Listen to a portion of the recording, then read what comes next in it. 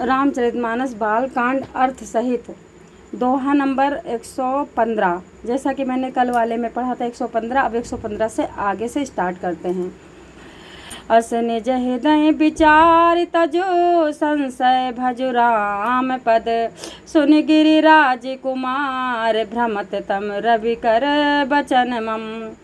अपने हृदय में ऐसा विचार करके संदेह छोड़ दो और श्री रामचंद्र जी के चरणों को भजो। हे पार्वती, भ्रम रूपी अंधकार को नाश करने के लिए सूर्य की किरणों को समान वचनों को सुनो। अरे सगु नहीं अगु नहीं नहीं कछु भेदा, गावै मुनि प्रणा पुराण बुद्धि बेदा। अगुन अरूप अलख अजजोई, भगत प्रेम बस सगुन सो होई। शंकर भगवान क्या कहते हैं सुनो। सगुण और निर्गुण में कुछ भेद नहीं है। मुनि पुराण पंडित और वेद सभी ऐसा कहते हैं। जो निर्गुण अरूप निराकार अलग अव्यक्त और अजन्मा है, वही भक्तों के प्रेम के बस सगुण होकर के आता है। जो गुण रहित सगुन सोई कैसे, जल हिमयो पल बिलग नहीं तैसे। जासु नाम भ्रमित मेरे पतंगा, तही के में कहाँ विमोह प्रसंगा।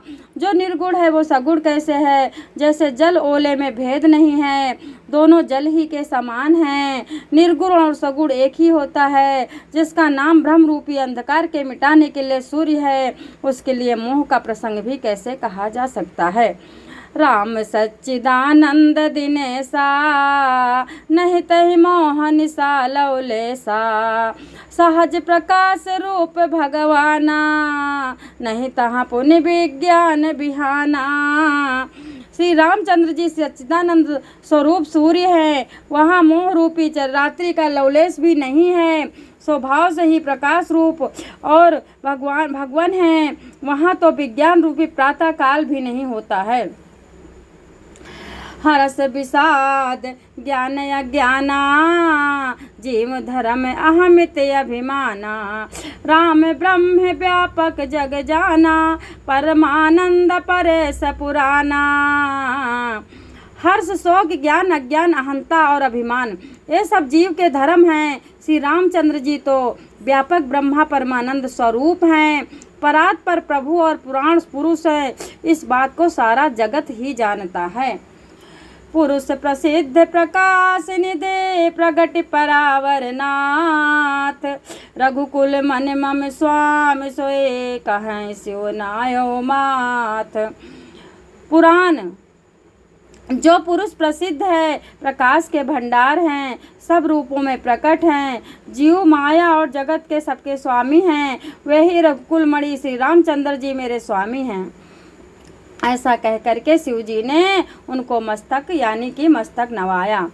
निज भ्रम नहीं समुझई अज्ञानी, प्रभु पर मोह धरई जड़ प्राणी।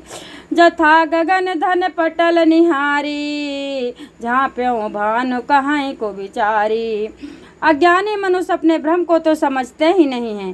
ये मूर्ख प्रभु श्री रामचंद्र जी का उसके ऊपर आरोप लगाते हैं। जैसे आकाश में बादलों का पर्दा देखकर कुविचारी अज्ञानी लोग कहते बादलों में सूर्य ने ढक लिया है, यानी बादल ने सूरज को ढक लिया है।